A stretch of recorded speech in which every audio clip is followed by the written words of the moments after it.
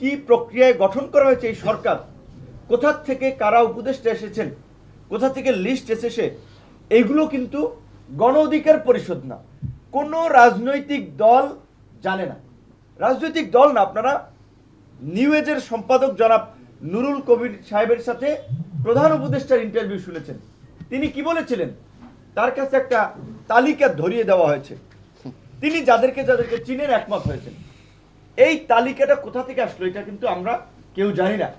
তারপরেও দেশ এবং জাতির বৃহত্তর স্বার্থে আমরা সরকারকে সমর্থন দিয়েছিলাম দেশকে সংকট থেকে উত্তরণের জন্য। 6 মাসে সরকারের পারফরমেন্স, তাদের দুর্বলতা এবং অদূরদর্শিতায় দেশে গতি আসে নাই। দেশের সংকট থেকে উত্তরণের কোনো ভালো লক্ষণ আমরা দেখতে পাচ্ছি। গ্রেপ্তার হয়েছে বা হচ্ছে, তারাও বিভিন্নভাবে জামিন পেয়ে যাচ্ছে। সবচেয়ে আশঙ্কাজনক হচ্ছে যে পুলিশের গাড়িতে আক্রমণ করে আসামি ছিনিয়ে নেওয়া হচ্ছে, এবং যেখানে আমরা বলছি যে গণহত্যাকারীদের রাজনীতি নিষিদ্ধ করতে হবে, শেখ হাসিনা সহ বিদেশে পলাতক সকল আওয়ামী দুর্বৃত্ত যারা গণহত্যায় মদত দিয়েছে, গণহত্যার মাস্টারমাইন্ড ছিল, তাদেরকে ফিরিয়ে এনে বিচার করতে হবে। সেখানে আমরা দেখলাম যে আওয়ামী লীগ কর্মসূচি ঘোষণা করছে এবং এই ছাত্র জনতা নাগরিকদের অভ্যুত্থানের সরকারকে হঠাতে তারা হরতাল অবরোধের মতো কর্মসূচিও ঘোষণা করছে। সরকারের দুর্বলতার কারণেই আওয়ামী দুর্বৃত্তরা এই কর্মসূচি ঘোষণা করার দুঃসাহস দেখাচ্ছে। এর মধ্যে দিয়ে কিন্তু প্রমাণিত যে এই সরকার যদি এই গণহত্যার সাথে জড়িত আওয়ামী লীগের বিচার সম্পন্ন করে তাদের শাস্তি না দিতে পারে, তাহলে আগামীর বাংলাদেশ একটা সংকটে পড়বে। এই আন্তর্জাতিক অপরাধ ট্রাইব্যুনালের যখন আইনের খসড়া করা হয়, সে সময় আমরা বলছিলাম সংগঠন হিসেবে যেন আওয়ামী লীগ এবং তার অঙ্গ সংগঠন ছাত্রলীগ যুবলীগের বিচার করা যায়, আইনটা সেভাবে করা দরকার। সরকার সেভাবে করে নাই। আমরা মনে করি এখনো যে সন্ত্রাস বিরোধী আইন সহ বিভিন্ন আইন রয়েছে, সেই আইনেও এই সংগঠন হিসেবে আওয়ামী লীগ এবং তার অঙ্গ সংগঠন ছাত্রলীগ যুবলীগের বিচার করা যায়। এবং অবশ্যই এই গণ অভ্যুত্থান পৃথিবীর বুকে বাংলাদেশকে নতুন করে চিনিয়ে দিয়েছে।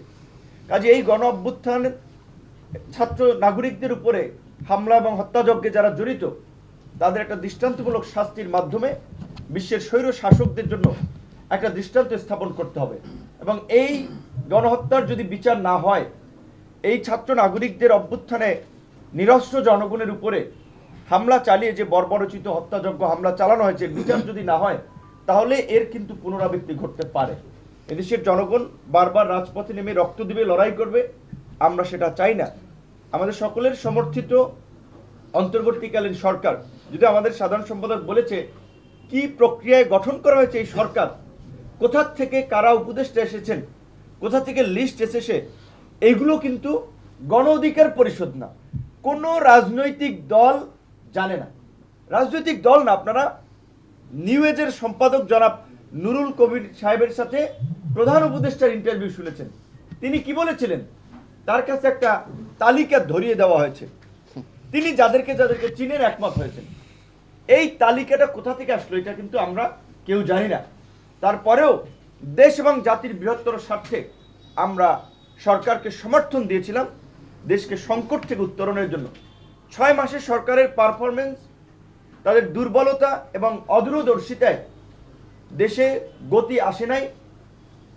দেশের সংকট থেকে উত্তরণের কোনো ভালো লক্ষণ আমরা দেখতে পাচ্ছি না।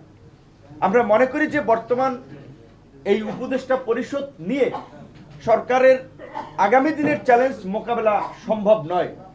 উপদেষ্টা পরিষদের পুনর্গঠন প্রয়োজন, এবং সরকার যে শুরুতে ভুল করেছে, গণ অভ্যুত্থানের অংশীজন এবং রাজনৈতিক প্রতিনিধিত্ব সরকারে না রেখে আমরা সরকারকে অনুরোধ করব মেজর পলিটিক্যাল পার্টিগুলোর সাথে আলাপ করে অতি দ্রুত সময়ের মধ্যে এই সরকারের কার্যক্রমকে বেগবান করার জন্য, কাঙ্ক্ষিত লক্ষ্যে পৌঁছানোর জন্য অনতিবিলম্বে উপদেষ্টা পরিষদ পুনর্গঠন করা হোক। এই উপদেষ্টা পরিষদ পুনর্গঠন করে এই গণ অভ্যুত্থানে গণহত্যাকারী রাজনৈতিক দল আওয়ামী লীগকে বিচারের কাঠগড়ায় দাঁড় করিয়ে রাজনৈতিকভাবে নিষিদ্ধ করে, এবং এই গত 1.5 দশকে যারা দেশের টাকা বাইরে পাচার করেছে, দেশের সম্পদ লুট করেছে, লুটপাটের মহোৎসবে জড়িত ছিল, তাদেরকেও বিচার করতে হবে। শুধুমাত্র গণহত্যার সাথে যারা জড়িত ছিল তাদের নয়, এই অর্থনৈতিক দুর্বৃত্ত মাফিয়া যারা বাংলাদেশকে একটা মাফিয়া স্টেটে পরিণত করেছে, বাংলাদেশের সম্পদ দিয়ে Dubai, Singapore, Malaysia, Thailand, USA, ইউকেতে যারা প্রপার্টি করেছে, এই সমস্ত অর্থনৈতিক দুর্বৃত্তদেরকেও বিচারের মুখোমুখি করতে হবে এবং এই পাচারকৃত অর্থ ফিরিয়ে আনার জন্য উদ্যোগ নিতে হবে। আমরা আজকের এই সংবাদ সম্মেলন থেকে সেই দাবি জানাই এবং রাজনৈতিক দলগুলোকেও আমরা পরিষ্কারভাবে আওয়ামী লীগের প্রশ্নে তাদের অবস্থান আমরা জানানোর আহ্বান জানাচ্ছি। একই সাথে এই আন্দোলনকে কেন্দ্র করে ছাত্রদের যে প্ল্যাটফর্ম, বৈষম্য বিরোধী আন্দোলন কিংবা তাদের জাতীয় নাগরিক কমিটি সহ সকলকে আমরা বলবো, আমরা ছাত্রদের শুনি সচিবালয়ে সচিব কিংবা বিভিন্ন তদবির নিয়োগকে কেন্দ্র করে গন্ডগোল, হট্টগোল, হইচই, কিন্তু আমরা এখন পর্যন্ত এই নেতৃবৃন্দকেও দেখতেছি না যে গণহত্যার বিচারের দাবিতে তারা রাস্তায় ধারাবাহিকভাবে কর্মসূচি চালিয়ে যাচ্ছে। এখন গণহত্যার এই বিচার আমরা মুখে মুখে দাবি করছি, কার্যকরভাবে কেউ কিন্তু কর্মসূচি দিচ্ছে না, জোরালোভাবে বক্তব্য দিচ্ছে না, কারণ ভোটের রাজনীতিতে তলে তলে সবাই আওয়ামী লীগকে কাছে চায়। এইটা যদি রাজনৈতিক মানসিকতা হয়, সেটা এই জাতির জন্য দুঃখজনক হবে এবং এটা একটি অশনি সংকেত।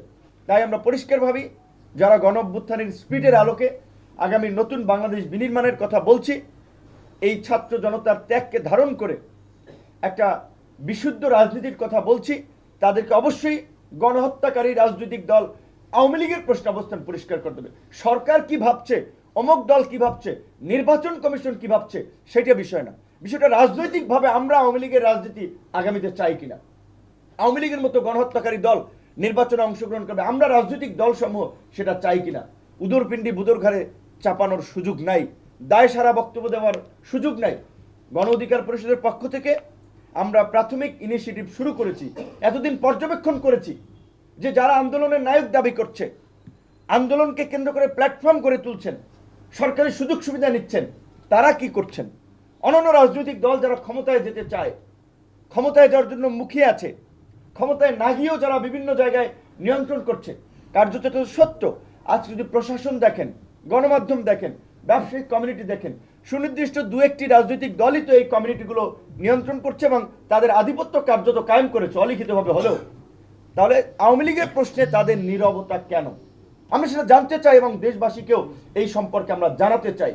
এই সংকটের ন্যূনতম সমাধান না করে নির্বাচন কোনোভাবেই সম্ভব নয়। এই সংকটগুলোর সমাধানের জন্য দেশকে একটা সঠিক ট্র্যাকে নিয়ে যাওয়ার জন্যই কিন্তু এই অন্তর্বর্তীকালীন সরকার, এবং এই অন্তর্বর্তীকালীন সরকার যেহেতু কোনো রাজনৈতিক দলের সরকার না, আমরা মনে করি তাদের কোনো রাজনৈতিক এজেন্ডা নাই, আমরা বিশ্বাস করতে চাই তারা নিরপেক্ষভাবে, নিরপেক্ষ দৃষ্টিকোণ থেকে কাজ করে জনগণের যেন ভোট দিয়ে আগামীতে একটা নির্বাচিত সরকার গঠন করতে পারে সেই পরিবেশ তারা কায়েম করবে। এই যে 15 বছরের যে আইন শৃঙ্খলা বাহিনী, সমস্ত এসপি ডিসি থেকে ঊর্ধ্বতন কর্তৃপক্ষ, পুরো আমলাতন্ত্র কিন্তু আওয়ামী লীগের বেনিফিশিয়ারিদের দখলে।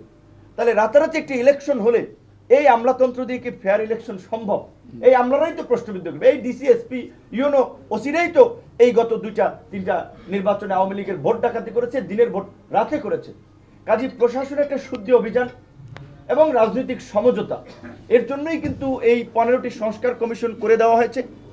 যদিও সংস্কার কমিশনগুলো যে প্রক্রিয়ায় কাজ করেছে সেটি নিয়ে আমাদের ক্ষোভ রয়েছে, কারণ তারা আমাদেরকে একটা চিঠি দিয়েছে, আপনারা লিখিত জানান, আমাদের সাথে কোনো ডায়লগ করার মানে প্রয়োজনীয়তা তারা অনুভব করেন নাই। শুধু 2-1টি কমিশন ডায়লগ করেছে, স্থানীয় সরকার এবং আমরা নির্বাচন কমিশন, সংস্কার কমিশন, এই দুটো কমিশনের ডায়লগ ব্যতীত বাকি কমিশনগুলো চিঠি দেন, মানে এটা অনুষ্ঠানের দাওয়াতের মতো, চিঠি দিছি আপনি আসেন। তো সেই জায়গা থেকে বাকি কমিশনের কার্যক্রমগুলো নিয়ে কিছুটা আমাদের প্রশ্ন রয়েছে। তারপরেও আমরা মনে করি যেহেতু তারা একটা প্রস্তাবনা দিয়েছেন এবং সেটা প্রধান উপদেষ্টার কাছে হ্যান্ডওভার করেছেন, প্রধান উপদেষ্টা বলেছেন যে সেটি নিয়ে তিনি তার নেতৃত্বে একটা জাতীয় ঐক্যমত্য কমিশন করে সবার সাথে আলোচনায় বসবেন এবং সবাই যেখানে একমত হয় এবং যতদিন তারা ঐক্যমতের ভিত্তিতে এই সরকারকে চায় ততদিন তারা ক্ষমতায় থেকে ততটুকু সংস্কার করে তারা আগামী নির্বাচন দেবেন। সেক্ষেত্রে সম্ভাব্য দুটো তারিখ প্রধান উপদেষ্টার পক্ষ থেকে বলা হয়েছে, এই বছরের ডিসেম্বর অথবা আরও 6 মাস নিলে আগামী বছরের জুন কিংবা জুলাই। আমরা মনে করি প্রধান উপদেষ্টা যে তিনি তার মুখে যে দিন তারিখ দিয়েছেন সেটা যথেষ্ট সময়, এবং সেই সময়ের মধ্যে একটা ভালো নির্বাচন সম্ভব। কাজে সেই পর্যন্ত আমাদের বোধহয় একটু অপেক্ষা করতে হবে, এবং এর বাইরেও যদি কোনো দিন তারিখের বিষয়ে রাজনৈতিক ঐক্যমত তৈরি হয় সেখানে আমাদের সমর্থন।